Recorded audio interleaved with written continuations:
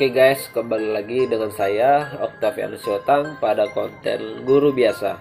Oke teman-teman, saya minta maaf dulu kepada teman-teman karena hampir sudah sebulan saya tidak membuat konten pemrograman. Oke, saya baru bisanya membuat kontennya malam ini. Saya minta maaf. Oke teman-teman, pada malam hari ini saya akan membawakan konten pemrograman HTML lanjutan yang kemarin. Saya akan membawakan materi tipografi. Apa itu tipografi? Tipografi itu merupakan salah satu bahasan dalam bidang desain grafis yang berfokus pada teknik dan seni yang membuat teks itu agar mudah dipahami. Begitu teman-teman.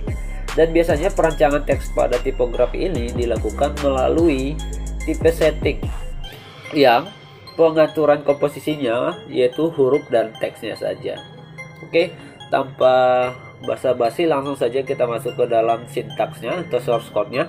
Seperti biasa ya teman-teman, kita masuk ke dalam sublime text-nya.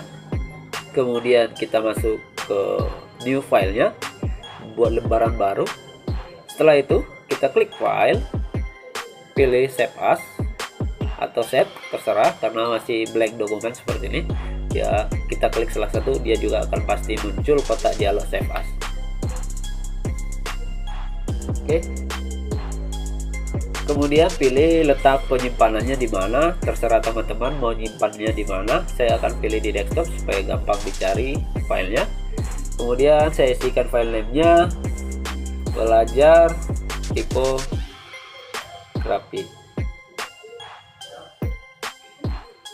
Kemudian jangan lupa diubah save as type-nya teman-teman menjadi file HTML ya. Kita pilih file HTML dan tambahkan pada file name-nya ekstensinya, ekstensi.html-nya. Kemudian klik save. Sudah?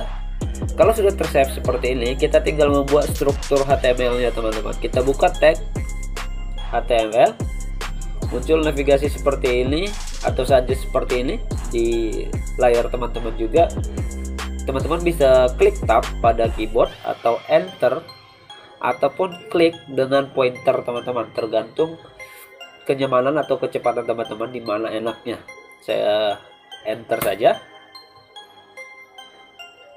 Maka struktur dari HTML-nya sudah terisi secara otomatis kalau penyimpanannya sudah benar teman-teman. Oke, sekarang saya akan ubah titelnya menjadi belajar tipografi. Belajar tipografi. Oke, sekarang kita masuk ke pembahasan pertama, yaitu mengenai warna teks ya. Warna teks saya akan buat di bodinya P atau isi belajar tipografi. Oke, saya tutup P nya, saya save, saya bagi dua layarnya supaya gampang melihat hasilnya juga.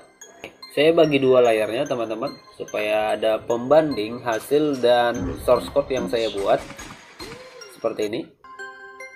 Jadi di sebelah kiri adalah source code-nya, codingnya, dan di sebelah kanan adalah view dari hasilnya. Oke, saya rasa sudah kelihatan seperti ini. Sekarang kita masuk ke dalam pembahasan pertama pada tipografi, yaitu warna teks. Warna teks dapat kita panggil langsung dari CSS-nya teman-teman. Di bawah title, tutup title, kita berikan tag baru yaitu style. Oke. Kemudian kita tutup dulu tag style-nya. Di dalam bar ketujuh baru kita masukkan di warna dengan pemanggilan kata kunci atau memanggil warna dengan key-nya, key yang ada pada tag bodinya. Misalkan hanya satu di sini di body, hanya satu tag yaitu tag P, di mana isi P-nya atau isinya adalah belajar tipografi. Jadi kita panggil P-nya sebagai kata kunci untuk memberikan gayanya. Kita panggil P buka kurawal. Kemudian style apa yang ingin kita berikan pada P-nya, begitu teman-teman. Di sini kita masuk pembahasan pertama yaitu warna teks, berarti kita memanggil color. Kita tab, kemudian kita menggunakan warna apa, red, blue, white, black, purple. banyak sekali warna yang tersedia, tinggal teman-teman saja desain di mana sesuai kebutuhan teman-teman. Misalnya saya buat di sini blue ya, saya save, maka saya save Ctrl S keyboard, saya reload, maka P nya akan berubah berwarna biru. Kemudian pemanggilan warna dengan kata nilai heksadesimal atau menggunakan kode heksadesimalnya sebagai pemanggilan warnanya. Kita hapus di sini blue, kita hilangkan blue, kita gunakan pemanggilan dengan nilai heksadesimal. Kita gunakan cross 00 FF. Saya save, kemudian saya reload, maka 00 FF nilai heksadesimal untuk menampilkan warna biru, atau menggunakan penulisan singkat dengan 3 angka saja, yaitu 00 FF. Saya hapus, saya save, saya reload. Begitu teman-teman. Atau 00 F. Saya save, saya reload. Biru juga. Jadi banyak cara untuk melakukan pemanggilan warna teman-teman. Bisa melalui langsung dengan kata bahasa Inggrisnya atau menggunakan nilai heksadesimalnya. Saya tambahkan tag baru di bawah, tutup tag P, saya tambahkan H1, saya berikan belajar tipografi, saya save, saya reload, maka H1 atau headingnya sudah muncul, belajar tipografi. Sekarang saya masuk ke dalam style font propertiesnya, seperti H1 yang menjadi saya panggil sebagai sasaran untuk diberikan stylenya. H1, buka kurungan, kemudian font family saya panggil, kemudian saya ingin mengubah gaya teksnya, misalnya Georgia Moma Times New Roman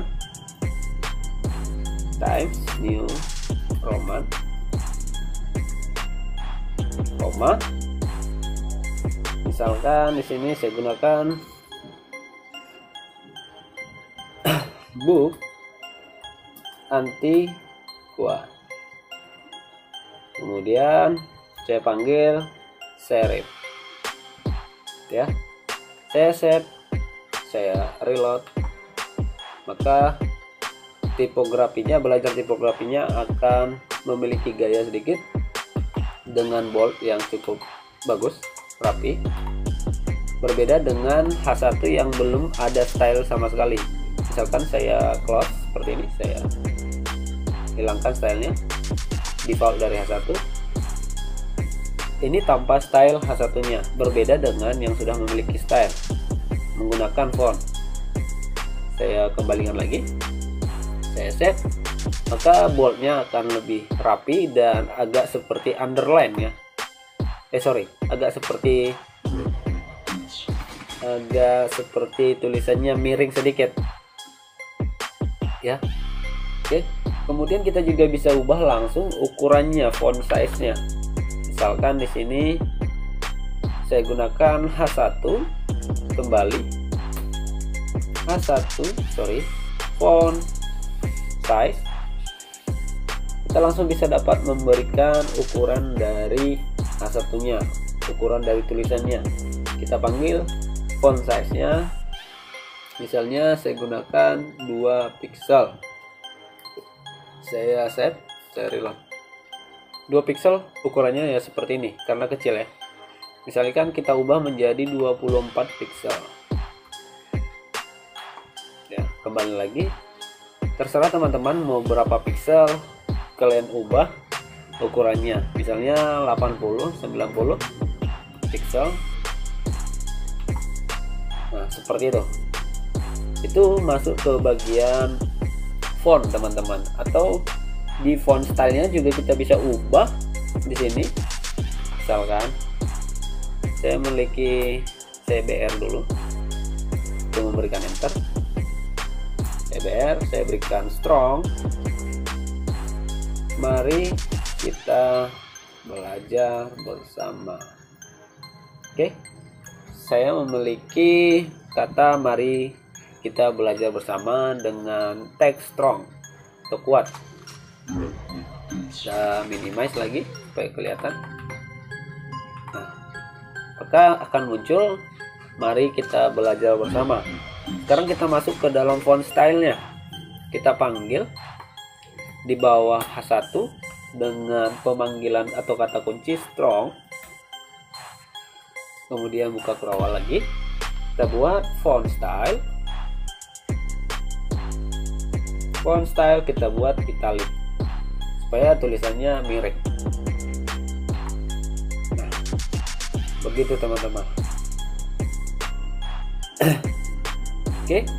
Atau kita juga bisa membuat dengan font varian, teman-teman. Font variannya kita bisa memanggil dari misalnya H1-nya belajar tipografi, kita ubah menjadi small caps atau sedikit dengan tulisan tebal. Misalkan saya panggil di H1 di sini font varian. Saya gunakan small caps. Saya reload. Jadi tulisan dari belajar tipografi akan kecil secara caps lock semuanya, terblok secara caps lock dan tertata. Begitu teman-teman. Oke, jelas di sini mengenai pembelajaran tipografi.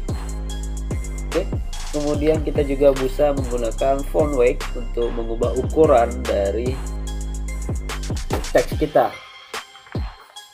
Misalkan di sini saya panggil kembali H1-nya.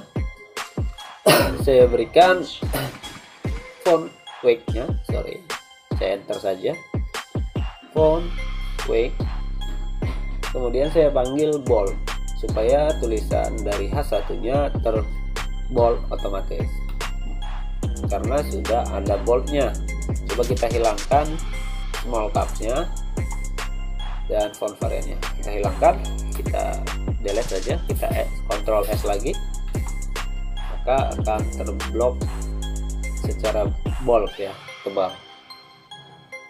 Oke, kemudian kita juga bisa memberikan line weight untuk mengubah jarak antara baris dari sebuah teksnya atau nilai yang dapat diisikan pada properti yang sama pada font size. Begitu teman-teman. Contoh di sini saya geser line-nya pada P. Di sini P belum ada style line-nya. Saya berikan line height, misalnya saya buat 20 pixel. Saya save, saya reload. Ya, maka akan bergeser. Atau saya buat misalnya 80 pixel. Jadi akan kedorong ya teman-teman. Oke, sampai di situ penjelasan saya hari ini. Mudah-mudahan penjelasannya mudah dimengerti dan teman-teman bisa paham dan dapat mempraktekannya di rumah ataupun di tempat tongkrongan teman-teman. Oke, sekian konten dari saya. Kalau teman-teman suka jangan lupa like, komen, dan subscribe. Oke, sampai jumpa di konten berikutnya. Bye.